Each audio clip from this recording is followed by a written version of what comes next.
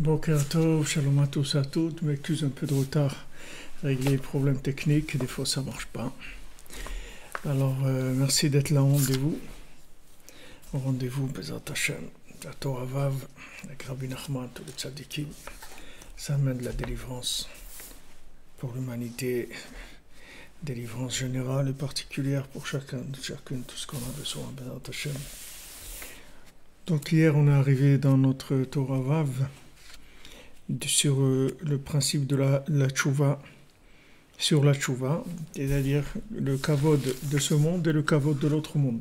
C'est-à-dire on a honoré Hachem avec le kavod de ce monde et l'honneur de ce monde, et après on va honorer Hachem avec l'honneur de l'autre monde, c'est-à-dire on va faire tchouva sur la tchouva, c'est-à-dire on va corriger nos intentions, on va corriger la raison pour laquelle on a fait tchouva, toutes les motivations qu'on a eues, on va raffiner ça. Et donc ça s'appelle la deuxième tchouva, c'est la tchouva du Olam Haba, c'est là où on attire vraiment la lumière de l'infini. Il y a la tchouva binaire et il y a la tchouva de connexion, qui est la deuxième. Alors maintenant, Rabbeinu nous dit, donc on est dans le passage Gimel de la Torah 6, vers la fin du Gimel. Veze shomer HaKadosh Baruch Hu, ele asita vecherashti dimita ayot eye kamocha. Alors HaKadosh Baruch Hu, il dit ça dans les psaumes. Ele asita vecherashti, tu as fait de telles actions et je me suis tu. Alors tu aurais pu penser que je suis comme toi. C'est-à-dire que maintenant, quand Kadosh Baruch Hu ne réagit pas, ne dit rien par rapport aux fautes de quelqu'un, il faut savoir que c'est pas parce que Hachem il est maintenant en train de faire le système dont on a parlé de la tchouva, de équier. C'est pas comme ça que Hachem il va être équié. C'est pas parce qu'il se tait par rapport à nos fautes que ça on interprète par équié. Qu'il a Adam à l'idée chez Macharish n'a assez pris équié. Parce que l'homme, par le fait qu'il se tait, alors il devient équié. Comme on a vu que maintenant, une fois qu'on a reçu l'appel de la tchouva, qu'on a répondu présent, qu'on s'est engagé, on nous demande d'attendre. Donc pendant cette période d'attente, on va recevoir des affronts. Ces affronts ils vont nous permettre de pouvoir libérer notre cœur, de pouvoir purifier le côté gauche du cœur, de manière à ce que le côté droit puisse se mettre en place et recevoir le message divin, la connexion divine. Donc ça va se passer au niveau au niveau du fait qu'on va se taire et accepter les affronts. Donc quand on accepte les affronts, c'est comme ça qu'on va devenir. Mais maintenant, est-ce que Hachem, quand il accepte nos fautes, c'est-à-dire quand maintenant on faute par rapport à lui, est-ce que lui maintenant c'est la même chose? Mais il dit que non. Quand Akadosh Baruch Hu se tait par rapport à l'homme, c'est-à-dire qu'il ne réagit pas par rapport aux fautes de l'homme, c'est pas comme ça que Hachem, c'est pas pour exister. Et ça, c'est pas, on peut pas penser à une chose comme ça, que Kadosh Baruch Hu, il va se taire par rapport à nous, parce qu'il va exister par rapport aux fautes que nous on fait quand on lui fait honte. À dire ça, pourquoi Hachem il dit rien? Parce qu'il va régler les comptes dans l'autre monde, pas dans celui-là. Chez Az Mesadrim Le'enav Avonotav, que dans l'autre monde, on va tout présenter à la personne, toutes les erreurs qu'elle a faites. Et à ce moment-là, Akadosh Baruch Hu, il va lui faire des reproches, c'est-à-dire il va tout lui amener devant lui. Et ça qui est écrit, je te réprimanderai et je vais étaler tes méfaits devant toi. Donc Rabbeinu dit, il amène quelque chose ici, cette notion-là, que maintenant, il ne faut pas imaginer que quand Hachem ne réagit pas par rapport aux fautes de l'homme, il ne faut pas croire que c'est parce qu'il y a besoin de combler un certain manque chez Hachem, et par rapport à ce manque-là, alors Hachem ne dit rien. Il n'y a pas cette notion-là. C'est-à-dire que maintenant, pourquoi Hachem ne réagit pas? Pourquoi Hachem ne réagit pas? Quand quelqu'un faute, pourquoi Hachem ne réagit pas? Quelle est la raison? Pourquoi Hachem ne réprimande pas la personne? Normalement, Hachem il devrait réprimander tout de suite la personne. Pourquoi il ne réprimande pas tout de suite la personne? Parce qu'il va lui réprimander dans l'autre monde. C'est-à-dire ce qu'il a réglé avec lui, il va le régler dans l'autre monde. Pourquoi Rabbeinu l'amène ça ici? Qu'est-ce que ça vient faire ici? C'est-à-dire pourquoi Rabbeinu nous parle de ça ici? On était en train de parler de la tchouva sur la tchouva, du kavod d'Hachem, de diminuer notre kavod, de supporter les affronts, de révéler l'honneur d'Hachem et d'un progrès. Pourquoi maintenant il vient nous dire que quand Hachem il se tait et il dit rien, c'est pas parce que Hachem il a un problème d'exister. C'est pas du tout ça. Seulement Hachem il va pas lui faire de reproches dans ce monde, il va lui faire les reproches dans l'autre monde. Est-ce que maintenant c'est bien ça que Hachem il va lui faire des reproches dans l'autre monde? Est-ce que c'est bien que maintenant la personne soit tranquille ici et après il va lui faire les reproches dans l'autre monde? C'est sûr que c'est pas bien. C'est-à-dire que le mieux c'est de régler les affaires ici. Il n'y a pas de... Il y a aucun doute sur ça. D'avoir des débits immédiats, pas avoir des débits reportés, comme les cartes de crédit.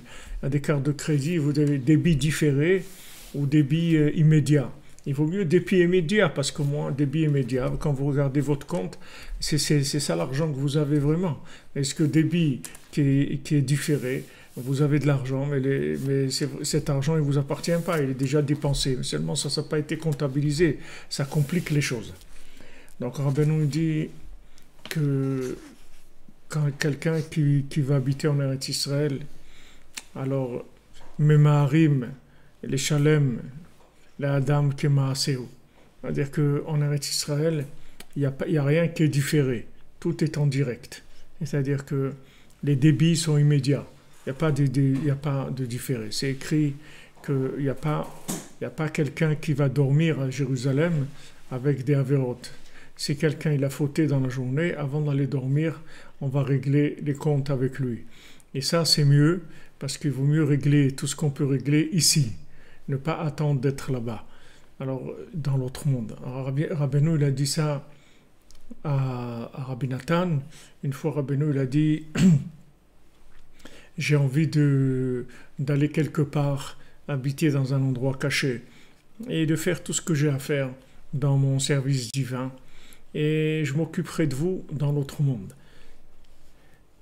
Alors, Rabbi Nathan, il était étonné, il a dit, mais Rabbi, mais si dans ce monde, déjà, on essaye de s'arranger, on essaye de faire quelque chose, c'est pas mieux. Alors, Rabbi nous l'a dit, c'est sûr, si on arrive à faire quelque chose dans ce monde, c'est sûr que c'est mieux. Mais pour ça, il faut arriver à faire quelque chose. C'est-à-dire, il faut arriver à faire tchouva sur la tchouva. C'est-à-dire que maintenant, pourquoi Rabbi nous rapporte cette chose-là? Parce que de mériter d'avoir du débit immédiat, c'est un mérite, c'est-à-dire c'est un cadeau d'Hachem. C'est un cadeau d'Hachem parce que d'abord ça coûte beaucoup moins cher dans ce monde. Bien sûr, si c'est reproché, si c'est réparé ici, c'est fini. Ça ne sera plus du tout reproché dans l'autre monde. Si on a réglé ici, on a réglé. Si on a payé nos dettes, on a payé nos dettes, ça y est, on ne doit plus rien. Tout est réglé. Et il n'y a pas une plus grande réparation que dans ce monde en plus. C'est-à-dire la meilleure des réparations, c'est dans ce monde. Voilà, on est dans la tchouva, dans le mois de la tchouva, parce que c'est une grande miséricorde de pouvoir payer ses dettes dans ce monde. C'est sûr, c'est très grand. Mais maintenant, pour payer ses dettes, il faut avoir une connexion. Il faut avoir une connexion. Parce que si on n'a pas de connexion, alors on n'arrive pas à voir la comptabilité en live. C'est-à-dire la comptabilité, elle se fait de façon cachée. Comme on dit cachée, c'est-à-dire de façon qui ne se voit pas. La comptabilité se fait derrière, c'est-à-dire pas se fait dans les coulisses, si vous voulez. Elle se fait pas sur Rabbeinu, il dit ici que dans le monde futur, alors Hachem il va lui présenter devant ses yeux, devant son visage, les fautes qu'il a faites. Pourquoi Hachem ne lui présente pas ici? Pourquoi il attend l'autre monde? Parce que ici, il n'est pas devant lui. C'est-à-dire qu'il n'est pas connecté. Donc il ne peut pas lui parler directement. Il ne peut pas lui présenter la comptabilité directement dans ce monde. Donc il va attendre, il va lui présenter la comptabilité dans l'autre monde. Alors la Gemara elle dit aussi dans Brachot que si quelqu'un il voit qu'il a passé 40 jours et qu'il n'a pas eu un seul problème, alors il doit s'inquiéter. Ça veut dire que c'est pas qu'il est bien, c'est qu'on ne s'occupe pas de lui. Alors maintenant, la Gemara elle dit c'est que un problème, ça ne veut pas dire des choses qui sont très, très dures. Uniquement, par exemple, de chercher quelque chose dans sa poche de droite alors que c'est dans la poche de gauche, ça s'appelle déjà des issourim, ça s'appelle déjà de la souffrance. Donc des petites choses comme ça, où Hachem il nous règle nos dettes avec des petites participations, pas des choses difficiles, des choses qui sont faciles à supporter. Alors maintenant, dans ce principe-là, si vous voulez, qu'est-ce qui permet à Hachem d'établir une comptabilité avec la personne, une comptabilité visible, en live, direct, pas en différé, pas en aveugle, c'est si la personne, elle est dans la deuxième tchouva.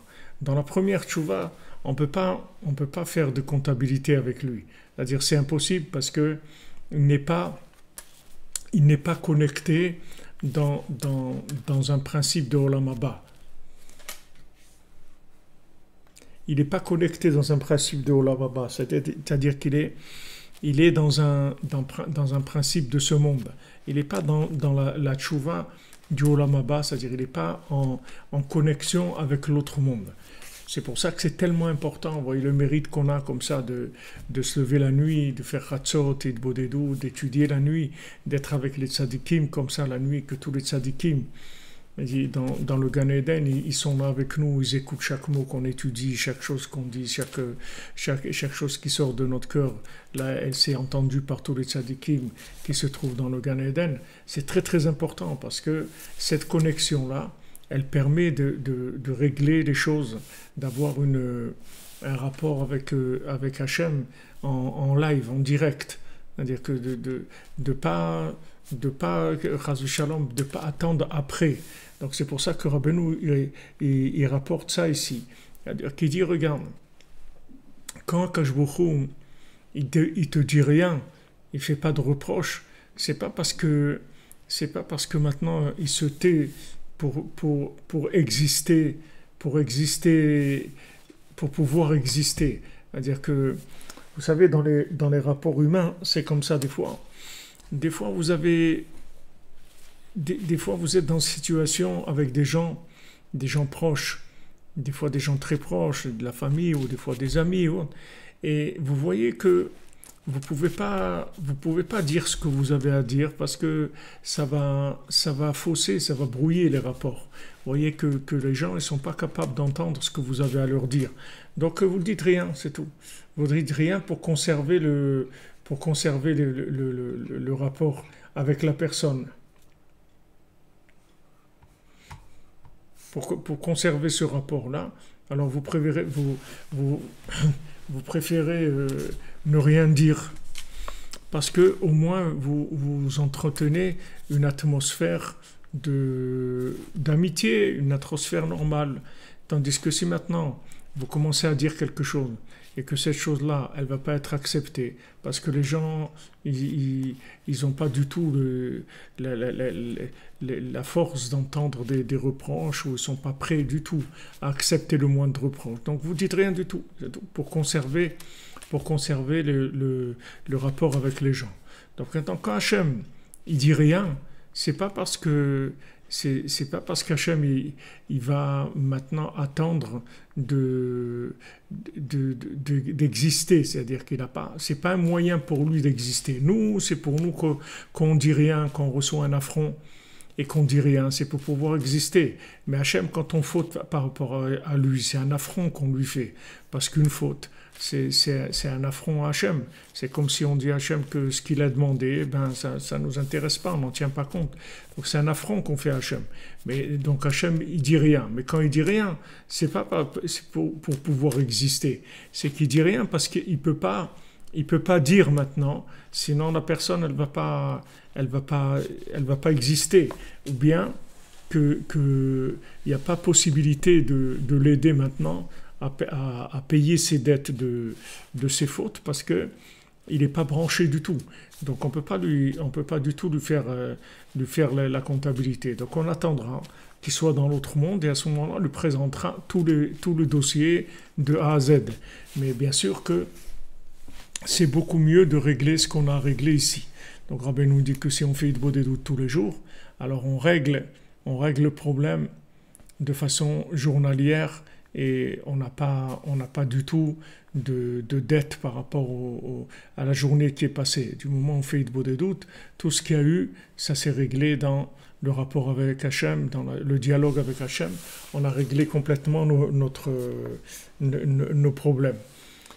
Donc il ne faut pas croire que le fait qu'Hachem n'intervient pas, c'est parce qu'il y a un problème d'existence dans ce monde. Hachem il est là, Hachem il est présent dans chacune des choses qui se passent dans le monde.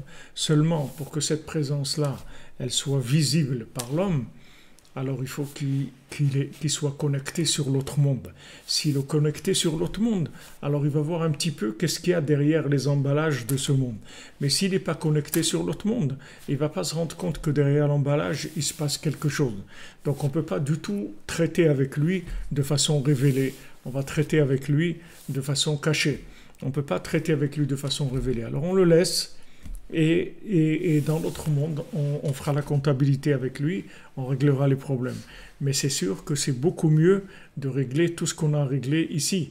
Mais c'est un mérite pour ça. Pour ça, il faut être connecté sur l'autre monde, si on veut régler ça.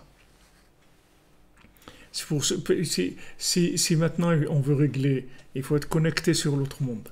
Alors Rabbeinu rapporte ça après le passage où il nous a parlé de la deuxième tchouva, qui s'appelle la tchouva Prinat Shabbat, c'est-à-dire la tchouva du Olam Haba, c'est-à-dire la tchouva qui est connectée à l'autre monde, c'est-à-dire la remise en question du concept d'Hachem qu'on a eu avant.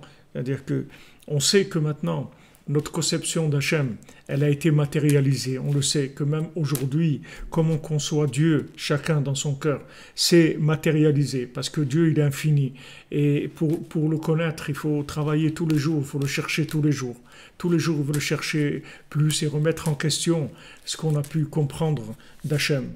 Donc si on est dans cette dynamique-là, alors Hachem aussi, il vient vers nous et il va nous aider à régler nos problèmes et nos dettes ici. Mais si maintenant on vit dans un concept d'Hachem qui est sclérosé, c'est-à-dire qu'on a mis ça dans une case dans notre tête quelque part. Voilà ce que c'est Hachem, c'est telle chose et ça bouge pas, il n'y a pas d'évolution dans le concept d'Hachem. C'est-à-dire que la personne, elle a une attitude, disons, de religieux, c'est-à-dire c'est de la religion. La religion, ça veut dire, comme religieux, c'est comme reléguer la chose. C'est quoi religion? Le rapport avec Hachem, c'est pas une religion, c'est la vie. La religion, c'est quand on parle de religion, ça veut dire déjà, on a séparé, comme on dit, l'Église et l'État. C'est-à-dire, on a séparé les deux. Quand on parle de religion, ça veut dire que on dit déjà qu'il y a deux choses. Il y a la vie et il y a la religion. C'est-à-dire, quand on parle de religion, alors quand on parle de religion, il y a les religieux et il y a les non-religieux. Mais ça, c'est-à-dire cette façon de parler, c'est complètement dingue, c'est un truc de fou de parler comme ça. Qu'est-ce que ça veut dire? Il y a les religieux et les pas religieux. Pourquoi tu manges pas? Tu respires pas? C'est comme quelqu'un dans la société, il dit non, moi je suis pas dans le système. Qu'est-ce que ça veut dire tu es pas dans le système? Tu prends le bus, oui, tu utilises les routes, tu utilises l'eau, tu utilises l'électricité, tu utilises tous les services de la ville. Alors qu'est-ce que tu es pas dans le système? Tu es dans le système, tu vis dans le système. Ne raconte pas d'histoire. C'est-à-dire que maintenant il n'y a pas de religieux et pas religieux. Toute cette notion religieux et pas religieux, c'est fait en fait pour embrouiller les gens et pour leur permettre de vivre un rapport avec Hachem qui est sclérosé, c'est-à-dire qui est comme dans un musée, si vous voulez. C'est-à-dire la religion, voilà. Alors il y a des actes religieux et on a fait nos actes religieux. Et à côté, on a notre vie. C'est-à-dire on sépare déjà les deux. On sépare la vie de la religion.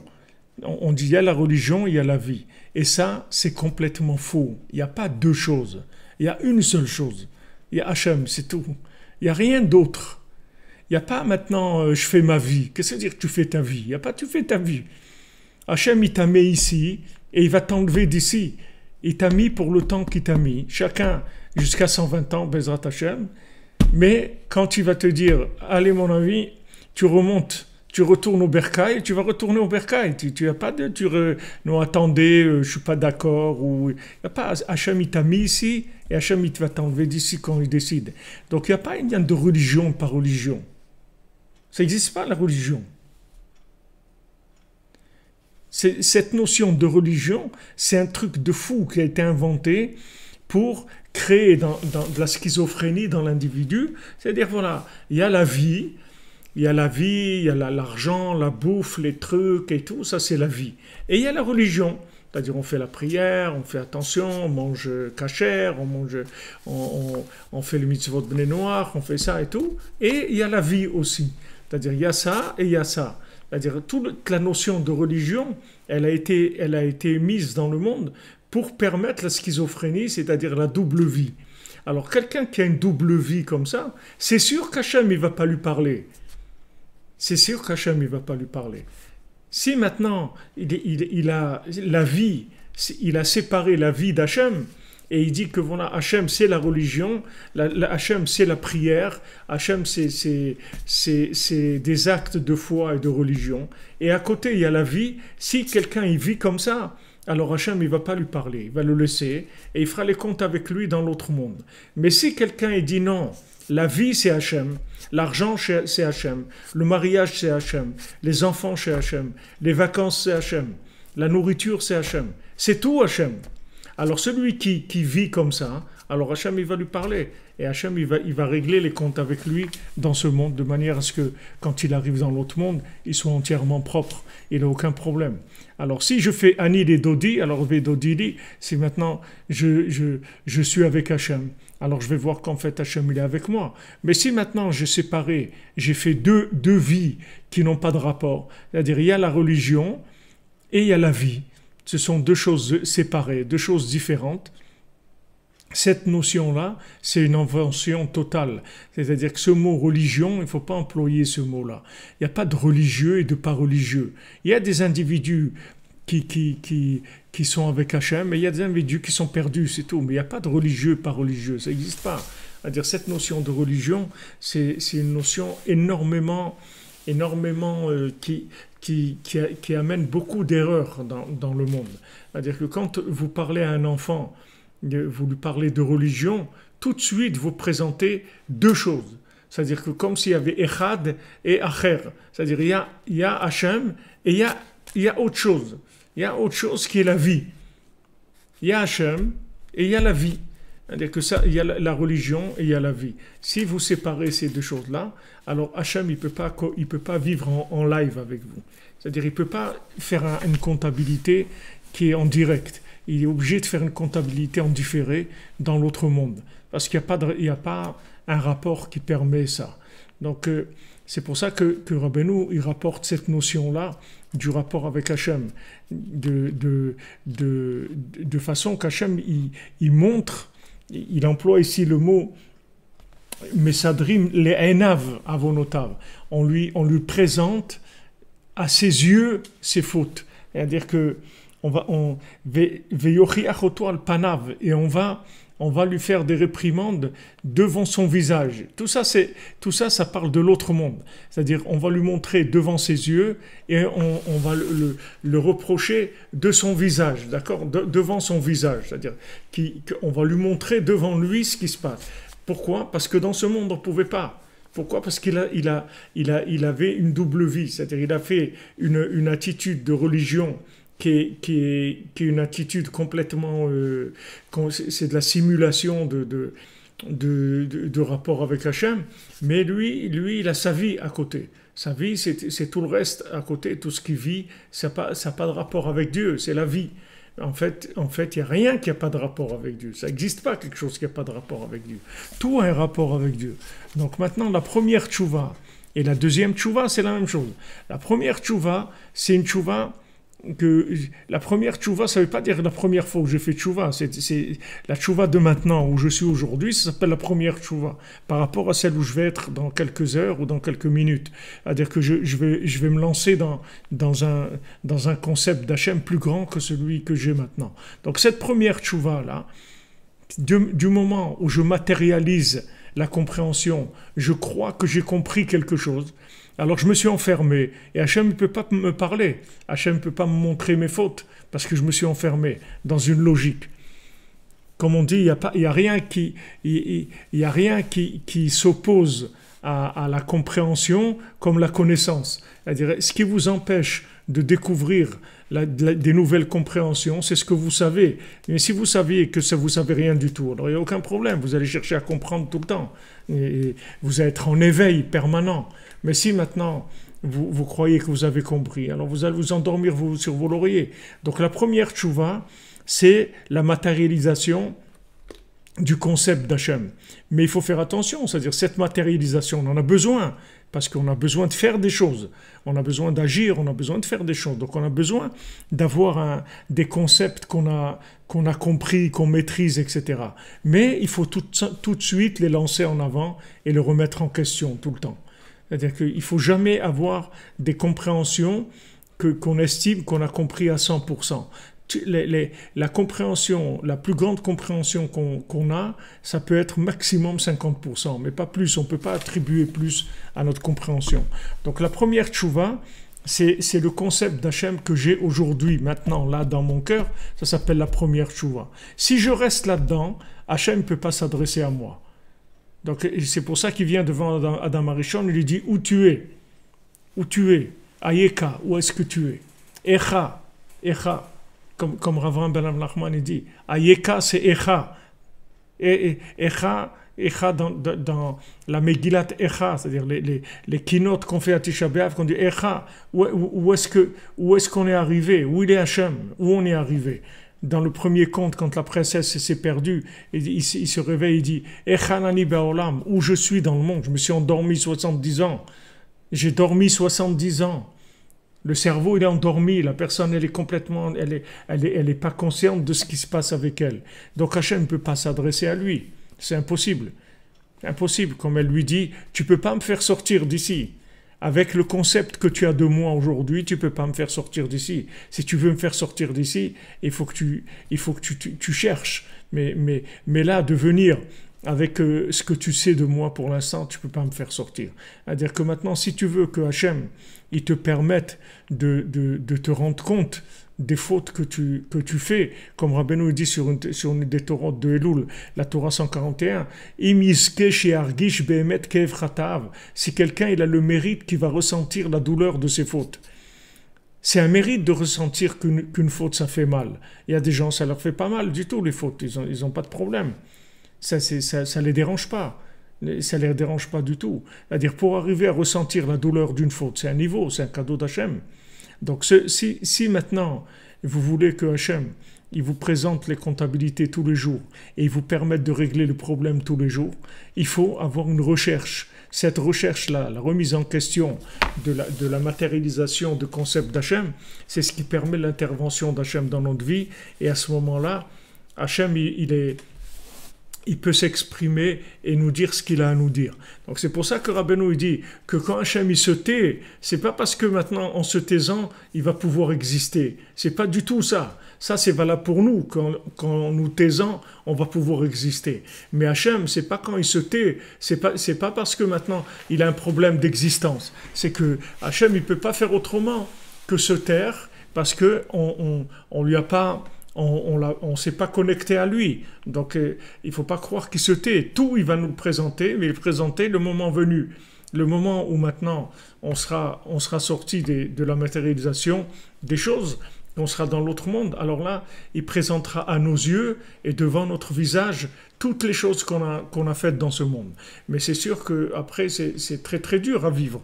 C'est-à-dire il vaut mieux régler tout ici. Mais pour régler tout ici, il faut faire tchouva sur la tchouva. Donc c'est pour ça que Rabbeinu conclut, c'est-à-dire que ce passage-là, c'est-à-dire ce passage Gimel, avec cette notion-là.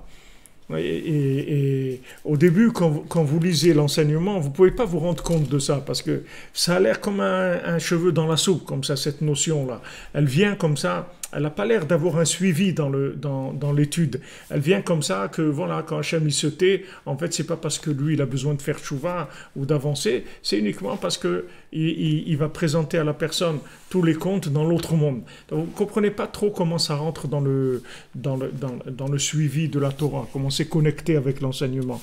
Mais là, vous voyez, c'est quelque chose qui rentre complètement dans ce qu'on a étudié jusqu'à maintenant. Alors, Rabbeinu dit que chez Rotse Adam l'eler betarke atchouva. Donc maintenant, passage d'Alet, Rabbeinu va nous rentrer dans de la technique de la tchouva déjà. Maintenant, il va nous apprendre comment c'est techniquement la tchouva, c'est-à-dire de quoi on a besoin, quelles sont les techniques qu'on a besoin pour pouvoir faire tchouva. Alors Rabbeinu dit que chez Rotse Adam l'eler betarke atchouva. Quand quelqu'un veut aller dans les chemins de la tchouva, alors notez bien l'expression que Rabbeinu il emploie. Il dit pas quand quelqu'un il veut faire tchouva. Il dit quand quelqu'un il veut aller sur les chemins de la tchouva. Donc le Sipurim Masiot il commence avec ça. Rabbeinu dit Baderer siperti maaseh, sur le chemin j'ai raconté une histoire, que tout celui qui a entendu cette histoire, il a eu une sensation de repentir. Il a eu une émotion de repentir, c'est-à-dire il s'est repenti. Donc Rabbeinu dit, sur le chemin, j'ai raconté une histoire, que tout celui qui l'a entendu, il a eu une pensée de repentir. Donc ça se passe sur le chemin. Donc Rabbeinu dit, quand quelqu'un il veut aller dans le chemin de la tchouva, pourquoi Rabbeinu il emploie ça? Parce qu'on en a déjà parlé, mais vous allez voir ici de façon très très claire et très profonde comment derer, le mot chemin, c'est 2 fois baki, c'est-à-dire baki, c'est-à-dire d'être expert en montée et en descente. Cette double expertise-là, c'est-à-dire ce professionnalisme dans la tchouva, de comment faire quand je suis en haut et comment faire quand je suis en bas, ces deux expertises-là, ça donne la valeur numérique de derer. Baki plus Baki, ça donne la valeur numérique de derer. Donc Rabbeinu, il emploie bien les mots ici de quand quelqu'un veut aller sur les chemins de la tchouva. Qui dit aller sur les chemins de la tchouva, ça ne veut pas dire qu'il a fait tchouva. Il est sur les chemins de la tchouva. I'm on the way. I'm on the way, c'est tout. C'est-à-dire, voilà, je prends on my way. C'est-à-dire, je suis en route. On my way. My way, voilà, j'arrive, les amis, j'arrive. Je suis en route. Voilà, je suis sur la route de la tchouva. On ne peut pas dire que j'ai fait tchouva. Parce que, comme il y a cette remise en question permanente, et on a besoin de cette notion, c'est-à-dire de savoir que la tchouva, en fait, c'est certes être sur les chemins de la tchouva. Il n'y a pas une maîtrise de la tchouva, de dire j'ai fait tchouva, ça n'existe pas. C'est-à-dire je suis sur les chemins de la tchouva. Donc maintenant je vais avoir des montées et des descentes par rapport à ce qu'on a vu avant. C'est-à-dire que la descente, elle est indispensable pour dématérialiser la montée. Parce que quand on monte, on ne peut pas s'empêcher de matérialiser. On ne peut pas s'empêcher de matérialiser. Dites à quelqu'un qui est riche de ne pas utiliser sa richesse, de vivre comme quelqu'un de très moyen. Il ne peut pas. Il a de la richesse. Il va vivre comme un riche. Il ne peut pas vivre comme un pauvre ou quelqu'un de moyen. Il va utiliser ce qu'il a. Donc quand on est en haut, on ne peut pas s'empêcher de vivre comme quelqu'un qui est en haut. Et donc quand on est en haut et qu'on vit le côté d'en haut et qu'on ne le remet pas en question, alors on est en train de préparer la descente déjà, parce que la descente, elle sera indispensable. Rabbi Nathan, il explique dans l'écoute à la Chod, il dit, je ne sais pas si c'est un écoute à la Chod sur la Torah Vav ou un autre écoute à la Chod, mais en tout cas il le dit de façon explicite dans l'écoute à la Chod, il dit que toutes les descentes que quelqu'un il a dans sa vie, c'est uniquement pour dématérialiser la montée qu'il a eue, c'est tout. Sinon, il dit que si quelqu'un il avait cette expertise-là, c'est-à-dire s'il était expert en montée, qui savait que dans la montée, il ne matérialise pas la montée, et il n'aurait jamais besoin de descendre. Jamais besoin de descendre, parce qu'il pourrait faire, comme on dit, comme les trucs auto-nettoyants. C'est-à-dire que ça se nettoie en même temps qu'on fonctionne, et ça se nettoie en même temps. Donc il n'y a jamais besoin de nettoyer, parce que c'est auto-nettoyant. C'est-à-dire que la personne, dans sa montée, là-bas même, elle remet en question ça, et elle sait que dans sa montée même, il peut lui arriver des problèmes. C'est pas parce que je suis en haut que je suis bien. Je suis en haut, c'est tout. Mais ça veut pas dire que je suis bien. Je suis en haut, c'est tout. C'est une façon de servir Hachem. On sert Hachem en haut et on sert Hachem en bas. C'est tout. Mais c'est pas parce que je suis en haut que je suis bien, que j'ai réussi, etc. Je suis en haut, c'est tout. C'est une façon de servir Hachem en haut. Et après, je vais servir Hachem en bas. Mais si vous voulez, ce concept-là, il est très important. Rabbeinu, il avait un élève qui est parti à Saint-Pétersbourg. Et Saint-Pétersbourg, Rabbeinu l'avait mis en garde parce qu'il savait que Saint-Pétersbourg, c'était une ville de perdition. Et il avait très, très peur pour lui parce qu'il savait que là-bas, quelqu'un qui allait là-bas, il se perd complètement. Alors, lui, il était là-bas, il écrivait toujours des lettres à Rabbeinu en lui disant qu'il avait peur de tomber, il avait peur de tomber. Mais Rabbeinu, il a dit il a dit à ses élèves, il a dit, vous voyez, la peur qu'il a de tomber, c'est ça qui fait qu'il ne tombe pas. Parce qu'il a peur de tomber. C'est pour ça qu'il ne tombe pas. Alors que s'il n'avait pas peur, il serait tombé. Donc vous voyez que dans cette situation-là dans laquelle il était, il a eu une certaine expertise comment gérer cette situation-là. Il se trouve dans une situation où il est loin. Saint-Pétersbourg, c'était très loin de tout judaïsme, de toute communauté. Donc la personne, elle avait très peur. Donc le fait qu'elle avait peur de tomber, ça lui a permis de tenir. Et une fois, je me souviens, j'étais en Guadeloupe avec un ami et il faisait très très chaud comme ça. Je sais pas, il dit, maman, je suis très très chaud. On avait été pour notre communauté de Breslev, d'Aix-les-Bains avec le Rav Besançon Chéri. On avait été là-bas pour demander de l'aide à la communauté en Guadeloupe et Et donc j'étais avec un ami et on n'avait pas, dans la journée, on n'avait pas été au mikvé, on ne savait même pas s'il y avait un mikvé ou pas. Alors, alors mon ami, quand c'est arrivé la nuit et tout, alors il m'a dit, viens, on va aller, c'est la nuit maintenant, on va aller à la mer, on va faire le mikvé, on n'a pas fait de mikvé. Alors je lui dis, tu sais c'est quoi le mikvé ici? Tu sais qu'est-ce que c'est le mikvé d'ici? Je sais pas où on était à Pointe-à-Pitre ou je sais pas où on était. Il dit, tu sais le mikvé d'ici c'est quoi? C'est de ne pas aller au mikvé, c'est ça le mikvé d'ici. Alors il a compris de quoi je voulais parler. C'est-à-dire que c'est vrai d'aller à la mer pour se tremper, etc. C'est mikvé et tout. Mais dans les conditions qu'il y avait là-bas, c'était trop exposé, trop dangereux. On ne sait pas sur quoi on peut tomber, on ne sait pas ce qui peut se passer, etc. Donc c'est trop risqué. Donc le mikvé de là, c'était de ne pas y aller, c'est tout. Ça s'appelle de la bekiout. Ça s'appelle de l'expertise. Vous comprenez? Parce que les gens qui ont pas ça, alors ils se rendent pas compte qu'en fait, c'est le Yetzer Hara, il rentre et il s'habille en mitzvah, soi-disant. Il dit, ouais, maintenant tu vas aller au mikvé, etc. Super, c'est important, tu n'as pas été aujourd'hui au mikvé et tout. Il faut faire attention, parce que le Yetzer Hara, il s'habille dans les mitzvot. Donc, c'est pas parce que ça se présente comme une mitzvah qu'on doit le faire. Il faut réfléchir. Il faut avoir cette expertise-là. Donc, comme on dit, c'est pas tout ce tout ce qui brille qui est or. C'est pas parce que ça brille que c'est de l'or. Ça peut être autre chose que de l'or. Donc ça, je vous donne un exemple de Bekiout, ce qui s'appelle l'expertise. Il y a expertise en montée, il y a expertise en descente.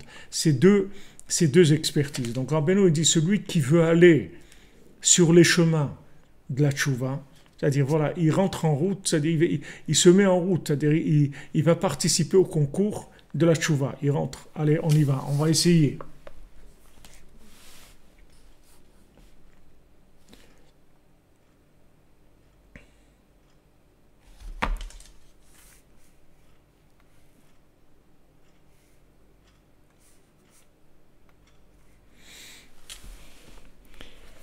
Alors, Rabbeinu dit que chez Rotse Adam l'herbe d'Arke Tchouva, quand quelqu'un veut aller dans les chemins de la Tchouva, Tsarich liot baki ba'alacha. Il doit connaître la halacha. Donc, baki, ça veut dire expert. Quelqu'un qui est baki, c'est quelqu'un qui maîtrise parfaitement, qui connaît bien la halacha, c'est-à-dire il connaît les règles du jeu. Il connaît les règles. Donc il doit avoir deux expertises. Il doit avoir deux sortes d'expertise. Hainu baki beratso, baki beshov. Il doit avoir l'expertise de la montée, c'est-à-dire du fait d'aller vers le haut, et il doit avoir aussi l'expertise du retour. C'est-à-dire que en fait la tchouva, elle va se faire avec une attitude qui est alternante, c'est-à-dire qu'il va y avoir des moments où j'avance et des moments où je reviens. J'avance, je reviens. Donc il y a des éléments dans ma vie qui vont être des éléments où j'avance, des éléments où j'étudie, où je fais de des doutes, je me lève à Chatzot, je fais Tikkun HaKlali, tout ça c'est le rotso, c'est-à-dire j'avance. Et il y a le retour. Le retour, c'est le travail, c'est la famille, c'est le maintien du corps, la nourriture, toutes ces choses-là, les vêtements, le sommeil, se prendre soin de soi, etc. Tout ça, c'est le retour. Alors il y a l'aller, il y a aller vers le haut, et il y a revenir. Donc ça, c'est des bekiout, c'est-à-dire c'est des expertises. La halacha, le principe de la halacha, qui est le principe des règles du jeu, elle est faite pour ça. C'est-à-dire, la halacha, c'est la connexion à Hachem par le comportement dans ce monde. C'est-à-dire que tout ce qui est halacha, ce sont des règles du jeu pour pouvoir être connecté à Dieu dans la matière. C'est ça le sens de la halacha. Mais si Rabbeinu il parle de la halacha, pashut, c'est-à-dire les règles, c'est-à-dire les lois de la Torah, les droits du Bnei Noach, chacun là où il est, mais aussi il parle de la halacha dans sa généralité, puisque Rabbeinu dit tout de suite, il faut être expert en halakha et il faut avoir deux expertises dans deux domaines. Dans le domaine de comment je fais pour avancer, c'est-à-dire il faut que j'avance, il faut que j'aille vers le haut. Comme on a dit, il faut faire tchouva sur la tchouva. Je ne peux pas rester là où je suis, mais d'un autre côté, je reviens aussi. C'est-à-dire, je dois revenir vers moi, je dois revenir vers la vie, je dois revenir vers des valeurs qui sont des valeurs humaines, des valeurs qui sont des valeurs de ce monde.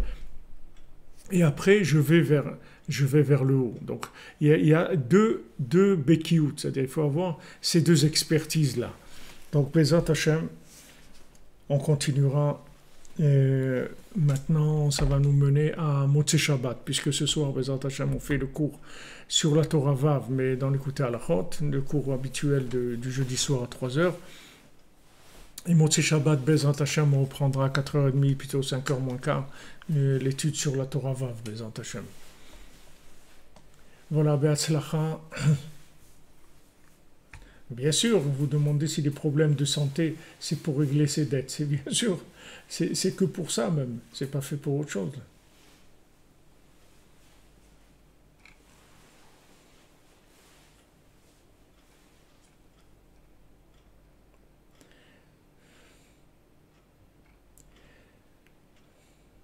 On a tous ce problème de la vérité et du mensonge. Vous dites toute votre vie, vous avez vécu dans le mensonge. C'est pas toute votre vie. Le mensonge, c'est une préparation à la vérité. La vérité qu'on a aujourd'hui, c'est du mensonge par rapport à celle qu'on va découvrir. Le principal, c'est d'être en mouvement, c'est tout. Le principal, c'est pas de scléroser. Si on sclérose, alors c'est terminé. Il faut être en mouvement. Tant qu'on est en mouvement, alors il y a de la vérité, il n'y a aucun problème. On va vers la vérité. On va vers la vérité. Du moment où on bouge, on va vers la vérité. Si vous cherchez, vous allez automatiquement tomber sur la vérité. De n'importe où vous venez, ça n'a aucune importance. Vous pouvez venir des endroits les plus perdus du monde, ça n'a aucune importance. Le principal, c'est ce que dit Rabbeinu, il dit, aller sur les chemins de la tchouva. On est en route, c'est tout. On descend sur la route. Notre vie, c'est un chemin. On n'est pas casanier, si vous voulez. On n'est pas casanier, on est sur un chemin. Et tout. Si vous faites ça, vous n'avez aucun problème. Vous arriverez à la vérité. Tout le monde arrivera à la vérité. Si les gens n'étaient pas casaniers, ils arriveraient à la vérité. Le problème, c'est que les gens, ils sont casaniers, ils s'enferment dans ce qu'ils ont et ils ne vont pas sur la route. Mais si les gens ils vont sur la route, ça avance. Merci les amis, merci à vous, merci d'être là. Et voilà, on continue, Baruch Hashem. C'est merveilleux de voir comme ça des gens se lever la nuit pour étudier. C'est une merveille, c'est une merveille. Quelle joie Hachem il a de ça. Rien que ça suffit pour qu'Hachem il amène le Mashiach. Qu'est-ce qu'il attend de plus?